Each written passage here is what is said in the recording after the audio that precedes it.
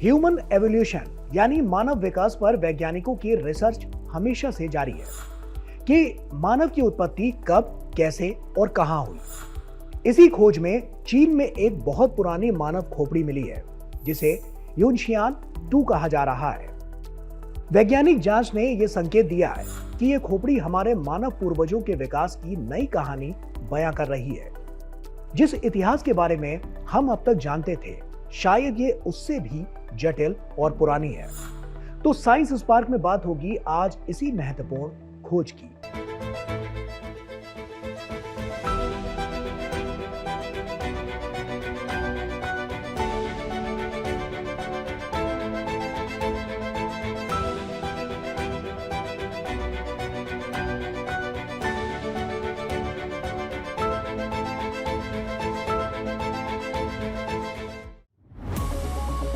पहला सवाल, क्या है यह वैज्ञानिक खोज?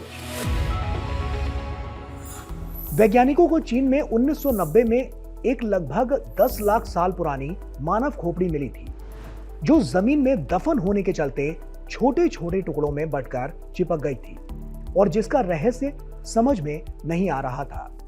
लेकिन अब विज्ञान की तकनीकों से इसे आपस में जोड़कर इसके असली रूप में वापस लाया गया है, जिससे पता चला है कि यह खोपड़ी डेनिसोवन्स नाम के हमारे प्राचीन इंसानी रिश्तेदारों के सबसे पुराने सदस्यों की हो सकती है।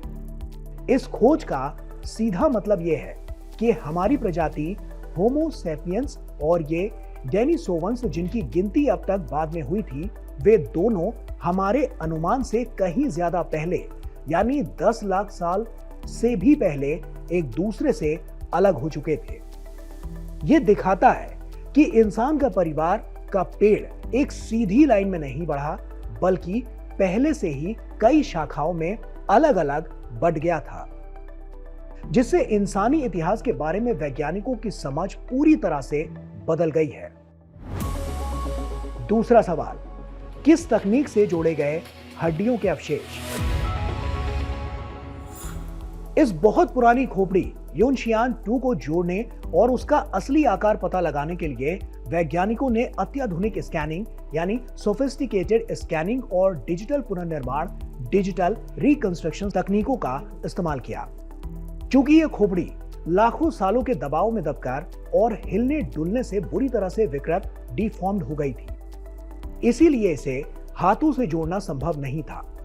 सबसे पहले उन्होंने खोपड़ी के जीवाश्म का बहुत बारीकी से स्कैन किया ताकि उसका एक विस्तृत डिजिटल मॉडल कंप्यूटर से तैयार हो जाए।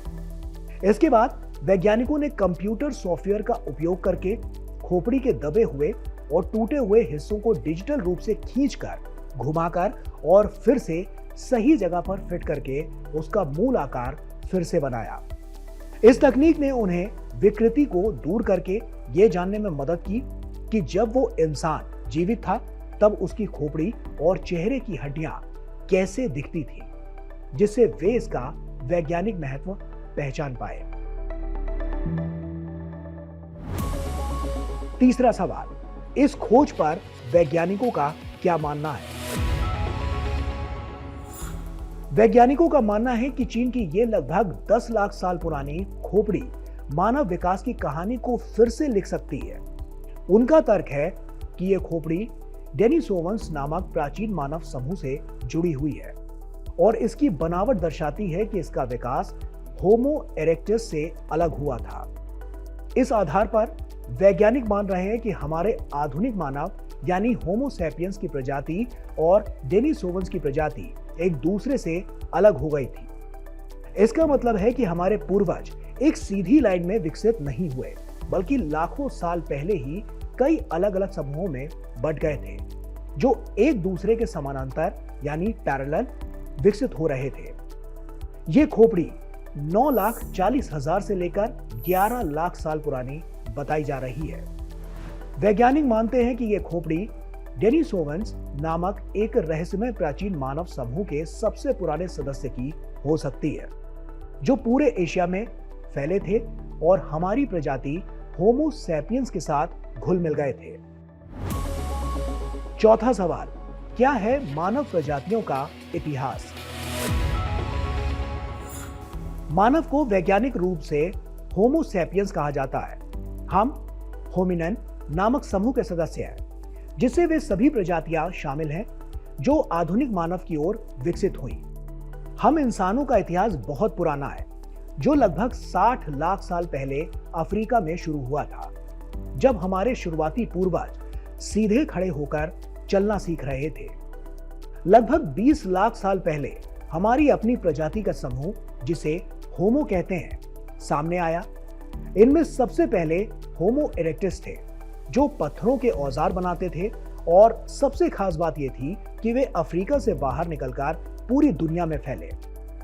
समय के साथ मानव प्रजाति की कई शाखाएं और प्रजातियां बनी, जैसे कि ठंडी जगहों पर रहने वाले निएंडरथल यूरोप और एशिया में पाए जाते थे, और डेनिसोवंस एशिया में थे, जो निएंडरथल के चचेरे भाई थे। आज भी कई एशियाई लोगों के डीएनए में इनके अंश मिलते हैं। इन सभी के बीच हमारी अपनी प्रजाति होमो सेपियंस यानी आधुनिक मानव लगभग 3 लाख साल पहले अफ्रीका में विकसित हुई थी। हम दिमाग में तेज थे, जटिल भाषा बोलते थे और अच्छे औजार बनाते थे। जब हम अफ्रीका से बाहर निकले तो हमारा सामना निएंडरथल जैसे इंसानों से हुआ, और हमने उनके साथ घुल मिलकर प्रजनन भी किया। आखिरकार ऐसा माना जा रहा था कि होमो सेपियंस को छोड़कर बाकी सभी मानव प्रजातियां धीरे धीरे कर विलुप्त हो गई थी। लेकिन इस खोपड़ी के मिल जाने से डेनिसोवंस के बारे में और भी जानकारियां वैज्ञानिकों को मिल पाएंगी। 5वां सवाल, क्या है इस खोज का वैज्ञानिक महत्व? यह नई वैज्ञानिक खोज मानव विकास की कहानी को फिर से लिख रही है। चीन में मिली यह 10 लाख साल पुरानी खोपड़ी यूनशियान 2 इतनी महत्वपूर्ण है क्योंकि यह दिखाती है कि हमारे पूर्वज एक सीधी लाइन में नहीं बल्कि कई अलग अलग शाखाओं में विकसित हो रहे थे। वैज्ञानिक अब मानते हैं कि लगभग 10 लाख साल पहले ही मानव की 5 प्रमुख शाखाएं थी, जिनमें होमो सेपियंस हमारी अपनी शाखा और होमो लोंगी या डेनिसोवंस, जिससे ये नई खोपड़ी जुड़ी हो सकती है, इसमें शामिल है। इस खोपड़ी की सबसे बड़ी खासियत यह है कि इसमें उस समय के किसी भी मानव समूह में पाया गया सबसे बड़ा दिमाग हो सकता है, और इसके चेहरे की बनावट, जैसे सपाट गाल की हड्डियां, इसे होमो इरेक्टस और निएंडरथल से अलग करती है। ये खोज मडल इन द मिडल यानी मानव विकास के 3 लाख से 10 लाख साल पुराने उलझे हुए समय को सुलझाने में मदद कर सकती है, जिससे पता चलता है कि हमारे कई ह्यूमन रिलेशंस हमसे ज्यादा पहले से ही पूरी दुनिया में और खास तौर से एशिया में विकसित हो रहे थे। ये खोज न केवल एशिया में मानव इतिहास की जटिलता को उजागर करती है, बल्कि ये पुरानी वैज्ञानिक उलझनों को सुलझाने में भी मदद करेगी, जिससे हमारे पूर्वजों की कहानी फिर से लिखी जा सकती है।